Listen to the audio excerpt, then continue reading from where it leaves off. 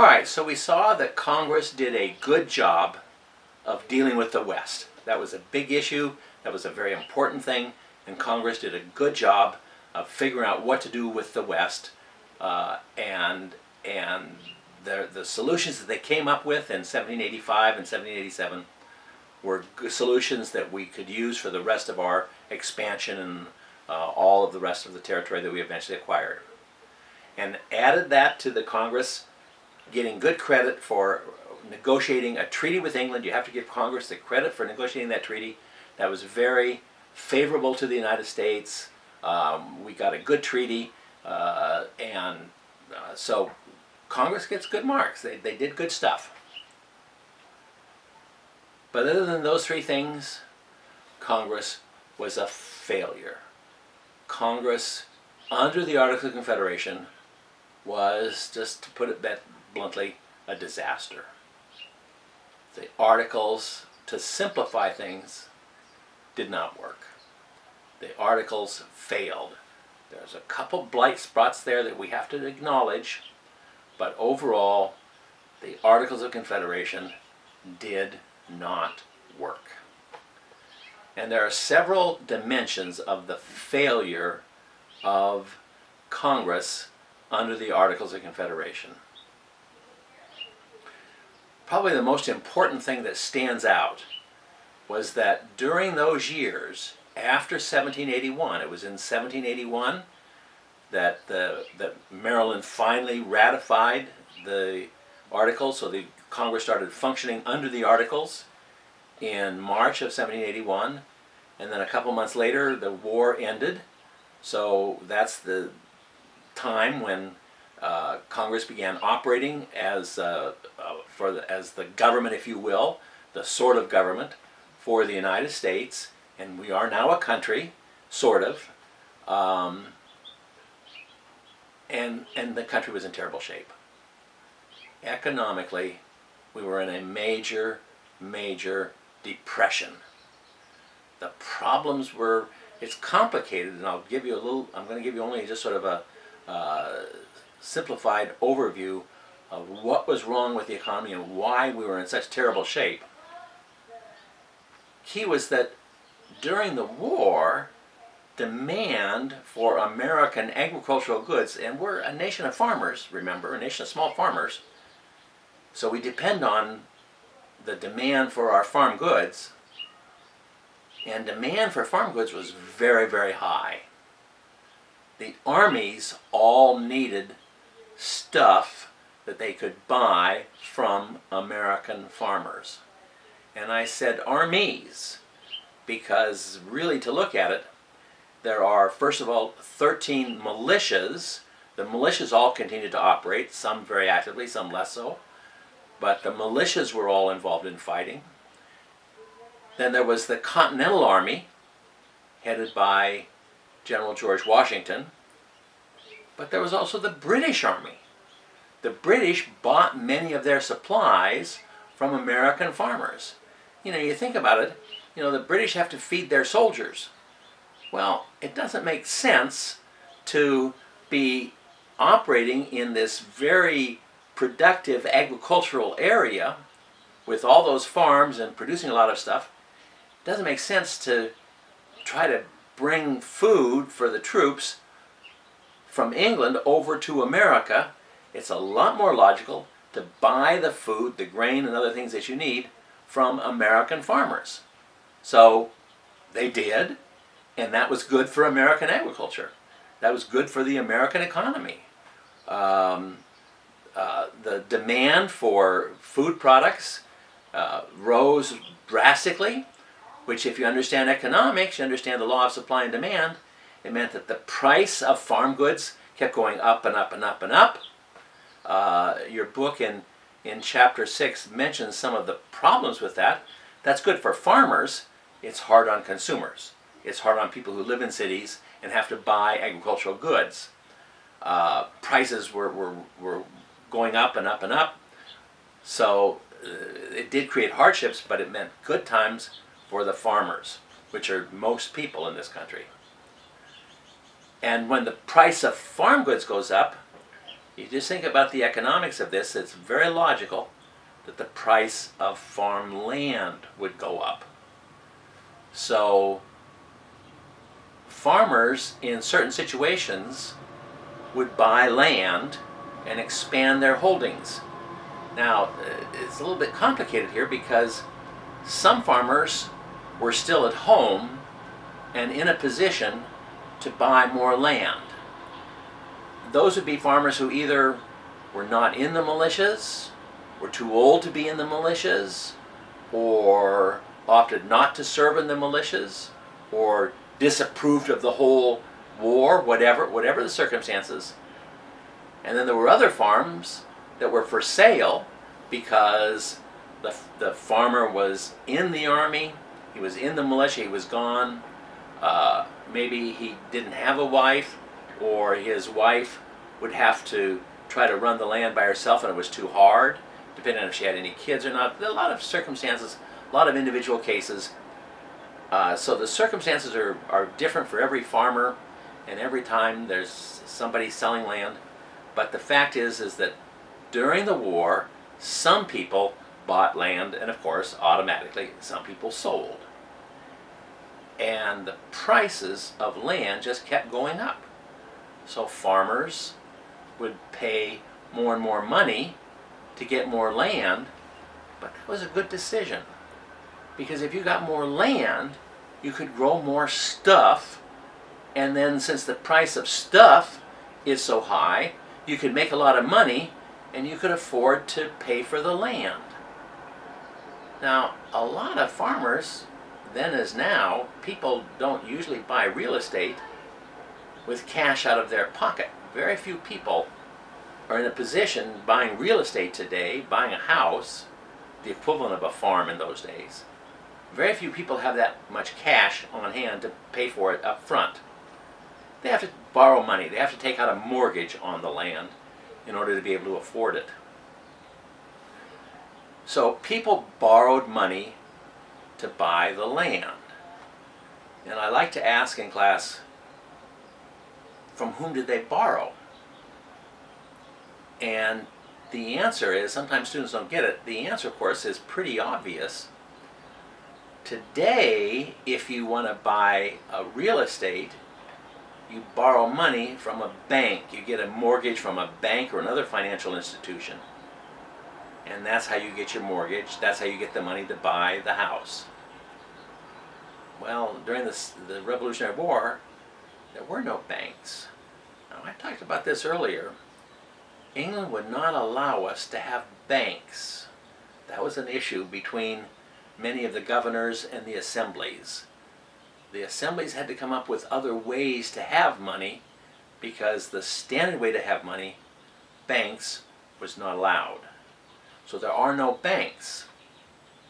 So who do you borrow money from? Well, it's almost sometimes too obvious. You borrow money from people who have it. Duh. You borrow money from rich people. So rich people are lending money to farmers to enable them to buy land. And these are the same rich people who are lending money to Congress to pay for the war. Well, that goes on a lot during the war, and it makes sense because, as I say, it makes sense to buy land, take out a mortgage, even pay high interest rates because you can afford it, because you're going to be able to grow so much stuff on the land that you can pay for the cost of the land. And then in 1781, the war ended. The British Army went home. The Continental Army was demobilized. Those people went back to doing whatever they had done before the war. The militias stood down. They went back to what they were doing before the war, which for most of them was being farmers. Which means now that there were a lot of farms during the war that were not producing. That was one of the reasons why farm prices went up so much. A lot of the farms were owned by a farmer who's not there, and so the farm isn't functioning. So that's why there's fewer farm goods being produced during the war. But now the farmer's back home, and he's producing, and so the demand for farm goods goes down, and the supply goes up as more farmers resume their normal occupations. Sometime during the war, a lot of times if there was a wife and she was of a health and an age and whatever to keep producing, she would do it. But a lot of farms just sat empty, no more. So now the price of land collapses, and and it didn't just go down slowly, gradually. It just fell off the cliff. And a lot of farmers now find themselves with mortgages that they can't pay. And we're not exporting our farm goods. Traditionally, America's major consumer was England. Well, of course, during the war, we were not selling any goods to England. We're fighting a war against England. But fortunately, during the war, we made up for that with the armies buying a lot of supplies, and we did manage to increase our trade with the West Indies, which now becomes, we can trade with the non-British West Indies. We can trade with places like Cuba and Haiti legally. So we were able to increase our trade there. We did manage to find other markets for some of our farm goods in the Mediterranean, in places like Italy and Spain and so forth. So we had some relief during the war,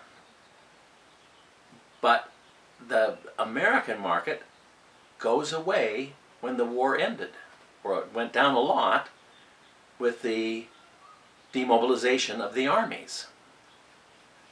And our main peacetime consumer, England, was not buying from us. They had gotten along without us during the war, and maybe slowly but surely trade would start increasing without England, but it's going to take a little while for it to get back to normal. So a lot of American farmers are facing devastation. Their prices have collapsed, and they're stuck with mortgages that they can't pay. Now, legally, the lender, the rich man who had loaned them the money, has the right legally to foreclose on that loan.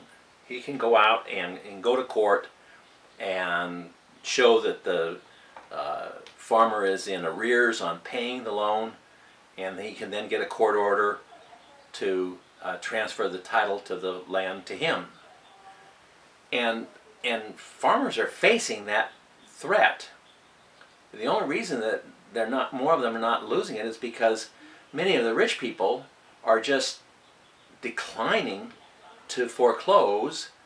They have a legal right to do it, but they say, if I do it, what am I going to do with the land?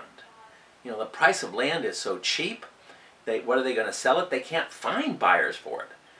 And so they're stuck, that they do have a right to foreclose, but if they do it, they're going to be stuck with land that they don't know what to do with, and so it doesn't help them to foreclose.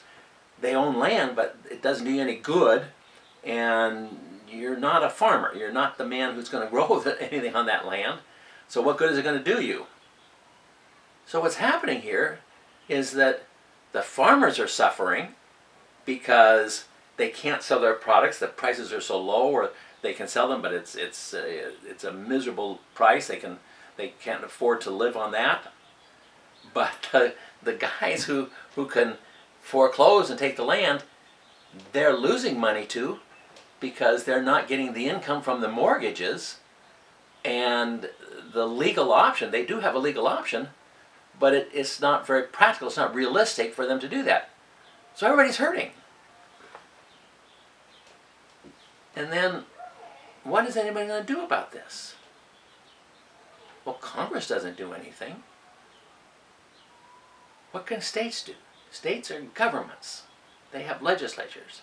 What can they do? Well, unfortunately, what state governments were doing was making the situation worse. Remember, one of the things that Congress does not control, it does not regulate trade among the states. Each state regulates its own trade. So states have control over their trade. And the states are trying to use those laws, their control of trade, to get at the other states. They're trying to pass laws that will benefit them and hurt the other states. An example would be to impose tariffs on the import of products from other states. Normally, if there are two states next to each other where one state produced more of something and they typically sold it to the other state, now the other state would pass a tariff on it to try to help their farmers of that particular product, whatever it was. Well, everybody's doing that. Everybody's passing tariffs, and yeah, the desire is to help your farmers by having a tariff on the good so that your farmers can produce more. But then everybody else is doing the same thing too, so nobody benefits. It's like they're all out there trying to beat up each other, and all they're doing is hurting everybody else and not themselves. States are also playing games with tariffs against imports from foreign countries, especially England. Just a little example. The state of Connecticut at one time decided they were going to have really low tariffs on English goods so that all the English manufacturers, as they started to manufacture more, as trade slowly is resuming between the United States and England is producing manufactured goods as they'd always done, and they're going to import them. And Connecticut put very low tariffs on English goods so that English merchants would all come to Connecticut and sell their goods there, whereas other states are passing tariffs, but Connecticut has these very low tariffs, and they thought they're going to be able to get all the trade with England because they're going to have the lower tariffs. They're going to have tariffs that are lower than anybody else. So yeah, that worked. England sent all of their goods to Connecticut, and Connecticut merchants are buying all these goods at very low prices. But then what did they do with the goods? They try to sell them to other states, and other states pass very high tariffs on goods from Connecticut. Not just from England, from Connecticut. So Connecticut merchants ended up with a lot of English goods that they'd bought at great prices, and they could get very low prices because there were no tariffs on it. And now what do? They can't do anything. So everybody's hurting.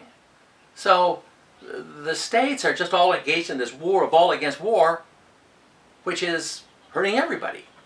So the situation is really bad. And then what is Congress going to do? Well, let's look at Congress after we take a little technical break here.